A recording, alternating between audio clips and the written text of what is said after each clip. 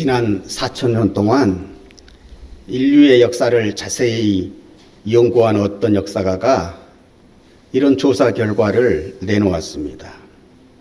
인류가 4,000년을 지내는 가운데에 전쟁이 없었던 기간은 채 300년이 되지 않는다는 것입니다. 나머지 3,600여 년의 역사는 3,600년이 3,700년이 넘어가는 그 기간 동안 계속해서 전쟁이 있었고 갈등이 있었고 싸움이 있었다는 것입니다. 하기사 요즘에도 우리는 전쟁의 소문을 계속해서 듣고 있습니다. 우크라이나와 러시아의 전쟁, 우리는 빨리 끝나기를 원하지만 아직도 끝나지 않고 있죠. 어찌 보면 우리의 기대와는 다르게 계속 확전의 일로를 걸어가고 있습니다. 또한 이스라엘과 중동 국가들이 충돌하겠다는 전쟁하는 소문도 듣고 있습니다. 더 가까이로는 중국과 대만도 또한 일찍 척발의 위기에 있다, 이런 소문을 우리가 듣고 있습니다. 우리는 이런 이야기들을 들을 때마다 무고한 생명의 희생을 막기 위하여 나름대로 노력을 기울입니다. 구호물품을 보내기도 하고요. 저희 교회 같은 경우는 주일마다 같이 드리는 기도문을 통해서 전쟁이 그쳐지기를, 하나님이 주시는 평화가 이 땅에 펼쳐지기를 기도합니다. 사랑하는 여러분, 여러분들께서는 이렇게 기도를 드릴 때마다 어떤 기분을 느끼십니까? 어떤 마음으로 오늘 주일마다 드리는 기도의 기도문을 같이 낭독하고 계십니까? 우리가 드리는 기도가 얼마나 영향력이 있다고 생각하십니까? 얼마나 전쟁의 참혹한 현실을 맞이하고 있는 사람들에게 우리의 노력이, 우리의 기도가 도움이 되고 위로가 되고 있다고 생각하십니까? 오늘 아브라함은 5만 명의 생사를 놓고 기도하고 있습니다. 하나님과 대화체 형식으로 기록되어 있으나 오늘의 본문 말씀을 두고 아브라함이 하나님께 드리는 중보의 기도다, 이렇게 해석하기도 합니다. 아브라함이 하나님께서 소돔과 고모라를 유황불로 심판하신다는 걸 알고 저들의 멸망을 막기 위하여 흥정 아닌 흥정, 호소를 합니다. 아브라함이 가까이 나아가 이르되 주께서 어찌 의인을 악인과 함께 멸하려 하시나이까? 악인이 멸망을 당하는 것은 불문가지요, 이유를 달 수는 없으나, 그러나 하나님, 저들 때문에, 그 악인들 때문에 착한 사람들, 선한 의인들까지도 함께 도매급으로 치고를 받아서 같이 심판을 당한다고 하는 것은 너무 가혹한 처사 아닙니까? 정의로우신 하나님께서 하시는 일이라고는 볼 수 없지 아니하겠습니까?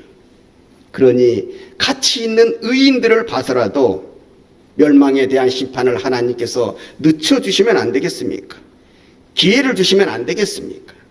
여러분이 잘 알고 있는 것처럼 이렇게 해서 오늘의 본문의 말씀이 만들어지고 있습니다.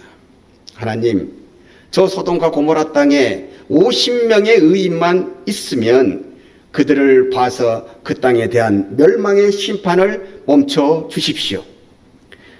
이렇게 아브라함이 요구를 했는데 그 요구한 숫자가 50명이지 않습니까? 그런데 가만히 생각해 보니까 옛날 사람이나 우리나 세 많은 것은 좀 비슷한 것 같아요. 그렇게 시대의 차이는 크다고 할지라도 100분의 1이더라고요. 계산하기 쉽게. 100분의 1. 그러니까 1% 정도의 숫자의 의인을 내세우면서 하나님, 이 1%의 의인을 보시고 그 소돔과 고모라 땅에 대한 용서를 제가 청합니다, 이렇게 말씀하고 간청하고 있는 것입니다. 하나님께서는 이 아브라함의 간청을 흔쾌히 허락하셨습니다. 두말 없이 허락하셨습니다. 그래, 네가 그렇게 말한다면 내가 그렇게 들어주지. 50명만 있으면은 내가 그 땅을 용서하리라 말씀해 주셨습니다. 그런데 말이죠, 하나님께서 너무 흔쾌하게 허락하신 것 때문일까요? 아브라함은 이 50이라는 숫자가 몸내 미덥지가 않습니다. 아니 저 땅에 혹 50명의 의인도 없는 것 아니야? 하나님께서 너무나 쉽게 이렇게 허락하시는 걸 보면 그래 그럴 수도 있겠다. 이런 염려에 바로 뒤돌아서서 하나님 앞에 다시 나와서 간증을 드립니다. 하나님, 제가 생각해 보니까요. 만약 50명에서 5이 부족해서 45명의 의인이 있다고 한다면 그 5이 부족하다고 해서 45명의 의인과 함께 소돔과 고모라 성을 멸망을 시킨다고 하면 그건 너무나 부당하지 않겠습니까? 너무나 야박하지 않습니까? 그러니 조금 더 줄여주십시오. 그래? 그럼 45명의 의인만 있어도 내가 그 땅을 멸망하지 아니하리라. 이렇게 해서 흥정 아닌 흥정으로 이것이 무려 5번이나 진행되어서 전국에는 10명으로 10명의 의인만 있으면 소돔과 고모라 성을 내가 용서해 주리라. 10명의 의인의 숫자로 낙찰을 보게 됩니다. 10명이면 가능하다고 보았는지 아니면은 더 말씀드리기가 너무 염치 없고 송구스럽다고 생각했는지 모르지만 결국 소돔성은 이 의인 10명이 없어서 멸망하고 맙니다. 여기에서 우리는 이렇게 생각할 수 있습니다. 어찌해서 그 몇만 명이 살고 있는 그 땅에 10명의 의인이 없을 수 있나? 산술적으로는 100명 중에 1명, 1%도 아니요 500명 중에 1명, 0.2%에 불과한 숫자인데 그 정도의 의인이 아무리 악한 땅이라고 할지라도 없을 수 있다고? 아니야. 어찌 생각해보면 이것은 본래 하나님께서 소돔과 고모라 성을 멸망시키기 위하여서 구원하시려고 하시는 그 의인의 기준을, 그 의인의 수준을 너무 높게 책정하신 것이 아닌가 하고요. 우리는 이렇게 의문을 가져볼 수가 있는 것입니다. 의인의 기준을 아브라함 정도로 책정해 놓으셨다면 당연히 거기서 구원받을 만한 사람은 없게 되지, 이렇게 생각할 수 있는 것 아니겠습니까? 우리는 이것에 대한 의문을 베드로 후서 2장 6절로 8절에서 찾아볼 수 있고 풀어볼 수 있습니다. 소돔과 고모라 성을 멸망하기로 정하여 죄가 되게 하사 후세에 경건하지 아니할 자들에게 본을 삼으셨으며 무법한 자들의 음란한 행실을 말미암아 고통당하는 의로운 놋을 건지셨으니 이는 이 의인이 그들 중에 거하여 날마다 저 불법한 행실을 보고 들음으로 그 의로운 심령이 상하였느니라. 소돔과 고모라 성의 멸망을 막기 위한 의인의 기준을 하나님께서는 아브라함으로 삼으신 것이 아니라 그 의인의 기준을 한참 낮추어서 놋으로 삼으신 것입니다. 그러므로 소돔과 고모라 성에 놋과 같은 의인 10명만 있었다면 용서받고 멸망당하지 아니할 수 있었던 것입니다. 의인에 대한 기준이 이렇게 한참 낮아진 것을 보면 하나님께서는 저 악한 소돔과 고모라 성의 사람들이지만 멸망시키기보다 살리기를 더 원하셨던 것임을 우리가 미루어 깨달을 수가 있는 것입니다. 여러분이 잘 알고 있는 선지자 요나가 하나님의 뜻대로 행하지 않으려고 하다가 그 물고기 뱃속에 들어갔다가 다시 하나님의 뜻 가운데 살아남아서 하나님의 뜻대로 살게 된 그 요나가 니느웨 사람들이 이스라엘의 원수기 때문에 이 니느웨 사람들이 멸망받기를 그렇게 원했거든요. 그래서 하나님께서 그들을 멸망시키려고 하니까 너무나 좋아하십니다. 그런데 하나님께서 그들에게 기회를 주고자 하십니다. 혹 그들이 회개하면 내가 용서할 것이니 그들에게 가서 복음을 전하라 했을 때에 요나는 그것이 싫어서 이렇게 도망치게 된 것 아닙니까? 요나가 그때 그들이 멸망받을 이유를 이렇게 얘기합니다. 하나님, 니느웨 사람들처럼 잔혹한 사람들이 없습니다. 그토록 악독한 사람들이 없습니다. 그들은요, 사람 죽이기를 밥 먹듯이 손속에 인정이나 사정은 두지 않는 사람입니다.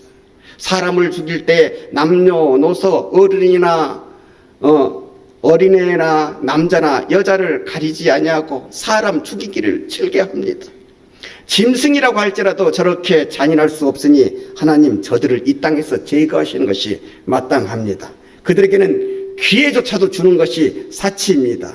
이렇게 니느웨 사람들의 평가를 니느웨 사람들에 대한 평가를 내리고 멸망에 대한 심판을 하나님 앞에 요구했을 때 하나님께서 그렇게 말씀하시죠. 그래도 기회를 주자꾸나. 회개하고 돌이키면 살리자꾸나. 저들도 내가 창조한 피조물들이 아니겠느냐. 사랑하는 여러분, 우리 하나님께서는요, 우리가 올라가지 못할 나무 정도의 기준을 만들어 놓으시고 그리로 못 올라가는 우리들을 보면서 시원해 하시면서 즐거워하시는 분이 아니십니다. 우리 하나님께서는, 우리 하나님의 속성은 어떻게 해서든지 우리를 구원할 구실을, 사랑할 구실을, 축복할 구실을 찾으시는 분이 우리 하나님의 속성이요, 하나님의 마음입니다. 1932년도에 그 소설가 김동인이 발표한 단편소설이 있습니다. 발가락이 닮았다라고 하는. 거기에 보면 에미라는 남자가 결혼을 했는데 불행히도 이 남자는 자기가 아기를 낳을 그런 능력이 안 되는 거예요. 그런데 어느 날 자기의 부인이 임신을 했다는 소식을 듣고 드디어 시간이 흘러서 아기를 낳았습니다. 이 남자는 자기가 알기로는 자기는 자녀를 생산할 수 없는 사람인데 그래도 아내가 임신을 해서 아기를 낳았는데 그 아기가 자기의 아들이라고 믿고 싶은 거예요. 자기의 자식이라고 믿고 싶은 거예요. 그런데 이 아이의 외모를 아무리 살펴봐도 하여튼 자기하고 닮은 곳을 찾을 길이 없어. 그래서 주위의 사람들도 어떻게 얘가 아버지는 하나도 안 닮았는데 자꾸 이런 소리를 하는 거예요. 그러니까 이 아이를 자기의 아들로 삼고 싶은, 그것을 믿고 싶은 이 아버지는 계속해서 이 아이가 자기의 아들이라고 할 수 있는 그 닮은 곳을 계속해서 그 아이를 살펴보면서 요리조리 살펴보면서 찾습니다. 그리고 마지막에 탁 찾았는데, 그리고 찾고 나서 이렇게 외치는 것입니다. 보십시오, 이 아이는 제 아이가 맞습니다. 이 아이가 어디가 저와 닮은지 아십니까? 바로 발가락이 나하고 똑같이 닮았습니다. 이렇게 얘기를 하더라. 하나님의 마음도 이 아버지의 마음과 같은 것입니다. 어떻게 해서든지 우리를 살리고 구원해 주실, 사랑해 주실 구실을 찾으시는 하나님이십니다. 하다 안 되니까. 독생자 예수 그리스도를 이 땅에 보내셔서 우리의 죄를 대신 지게 하시고 십자가에 달리게 하셨습니다. 그리고 죽은 지 3일 만에 부활하게 하심으로 말미암아 이 사랑의 과정을 믿는 자에게는 그 믿음만으로 의인이라 칭해 주시고 구원해 주시고 하늘나라 천국문에 들어갈 수 있도록 하나님께서는 우리를 그만큼이나 귀히 여기시고 사랑해 주신 것입니다. 이렇게 낮춰진 의인의 기준이지만은 그 의인의 가치만큼은 절대로 내리시지도 낮추시지도 않았습니다. 우리가 하나님의 기대만큼 잘하지 못해요. 그래서 주위에 있는 사람들에게 잘 믿는 사람이라 평가를 받지 못하고 그저 내 한 몸 구원을 이루는 믿음의 무명인으로 살아간다고 할지라도 그 존재만으로도 10명이 모이면 제약이 관영한 소돔과 고모라의 심판을 멈추시듯이 오늘 이 자리에 있는 우리 믿는 믿음의 사람들 한 사람 한 사람들의 존재와 기도로 이 땅에 대한 심판도 늦춰주시며 한 사람이라도 더 구원받게 하시기를 원하신다는 사실입니다. 이것이 하나님이 보시는 의인의 가치요. 비록 10명에 이르지 못해 멸망당하는 순간이 찾아온다고 할지라도 의인의 생명 하나가 속절없이 없어지는 것도 끝내 못 보아주시는 하나님이시기에 결국에는 구출해 내시는 하나님이심을, 의인의 가치를 그만큼이나 소중하게 여기시는 하나님이심을 우리는 성경의 말씀을 통해서 찾아볼 수가 있는 것입니다. 그래서 보십시오. 의인 열이 없어 멸망받는 소돔 땅에서 롯을 통해서 롯의 가정까지도 구해내시는 것입니다. 참 민망하지만은 그 부족한 믿음에도 계속해서 선하게 응답해 주시며 그에게 구원의 길을 계속해서 열어주십니다. 하나님께서 그 소돔성을 유황불로 심판하시게 하시면서 너는 이제 곧 심판이 있을 것이니 이 땅은 멸망받을 것이니 산으로 도망치라 하는데 이 노시라고 하는 사람이 그러는 거야. 하나님, 저는 저 산까지 갈 수가 없습니다. 그런 힘이 없습니다. 그럴 여력이 없습니다. 그러니 저 앞에 보이는 저 작은 도성, 저까지만 저는 갈 수가 있을 것 같습니다. 그렇게 얘기하니 하나님께서는 그래? 그러면 네가 저 앞에 보이는 그 작은 도성, 그 성읍에까지만 가서 네가 거기 숨어 있으면은 그때까지는 내가 거기에 도달할 때까지는 내가 이 심판을 늦춰주리라. 그렇게 얘기해가지고 그 소알 성읍까지 가게 되어지는데, 그 소알 성읍이 그때서로부터 이 사건을 통해서 이름이 달라지게 되는 거예요. 먼저 이름은 벨라, 삼킨다고 하는 지명의 이름을 갖고 있었는데 롯이 그곳에 들어감으로 말미암아서 작은이라고 하는, 소알이라고 하는 이름으로 불려지게 되는 것입니다.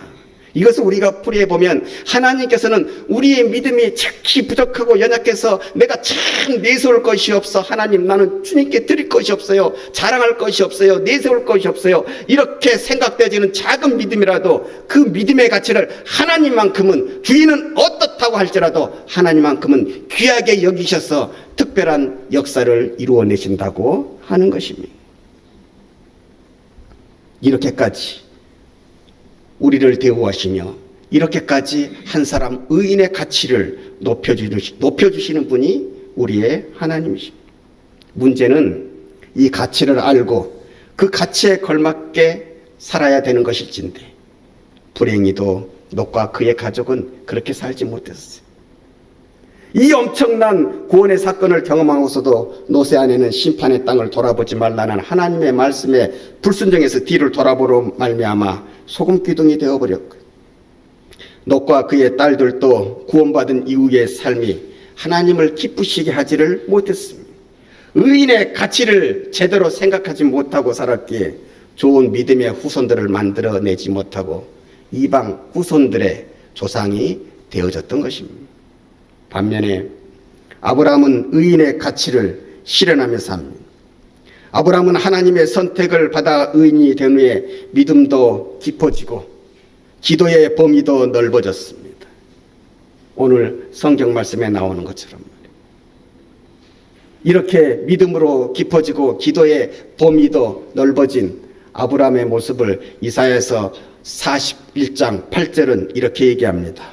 하나님께서 아브라함을 이렇게 부르신다는 거예요. 나의 벗 아브라함의 자손아.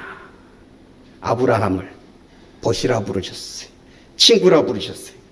사랑하는 여러분, 하나님과 벗이 되어지고 하나님과 친구 사이가 되어지면 어떤 역사가 일어나는지 아십니까? 오늘 본문 말씀이 있기 전 17절의 말씀을 보게 되어지면 여호와께서 가라사대 나의 하려는 것을 아브라함에게 숨기겠느냐. 하나님이 하실 일을 가르쳐 주신다는 것입니다. 더불어서 그 사람에게 친구같이 된 우리 자녀와 같은 우리 그런 성도들에게 그의 의견의 청취도 하나님께서는 들어주신다는 것입니다. 소돔과 고모라 성에 대한 멸망의 계획까지도 알려주셨기에 아브라함은 중보의 기도도 드릴 줄 아는 믿음의 큰 인물로 성장하게 되는 것입니다. 오늘 성경 말씀이 우리를 깨닫게 하시는 걸 보면 롯은 현재의 우리를 말하는 것입니다. 아브라함은 미래의 우리의 모습을 말하는 것입니다. 롯과 같은 의인만 되어줘도 하나님이 심판을 미루어 주시는데, 우리가 아브라함과 같은 의인이 된다면 세상이 우리를 통하여서 복까지 받게 될 것입니다. 그러니 우리가 드리는 기도문처럼 나라를 위하여, 민족을 위하여, 세계의 평화를 위하여 기도하는 것을, 우리의 기도의 범위를 높여가는 것을 절대 잊지 마시기를 바랍니다. 그리고 우리가 기도할 때에 하나님은 반드시 그 기도의 효과, 그 기도의 선한 응답을 갖게 하시는 것입니다. 우리가 지금은 롯과 같이 여전히 부족하고 연약한 믿음으로 살아간다고 할지라도 하나님이 생각하시는 의인의 가치, 내게 기대하시는 의인의 모습을 잊지 않고 산다면 전능하신 하나님의 능력이 우리를 붙잡아서 이 세상을 유익하게 하고 살리는 도구로까지 우리를 이끌어 가시는 것입니다. 그래서 여러분이 잘 알고 있는 빌리 그레함 목사는 이런 말을 했습니다. 전적으로 하나님께 헌신할 사람 700명만 보내주십시오. 이 700명만 있으면 이 넓은 미국을 살릴 수 있습니다. 다시 말하면 하나님을 믿는 의인 700명만 있으면, 하나님께 헌신할 수 있는 사람 700명만 있으면 미국을 복음화시킬 수 있다고 얘기했던 것입니다. 사랑하는 여러분, 현실의 나를 보고 늙었다고 생각하지 마십시오. 내게 할 일이 없다고 생각하지도 마십시오.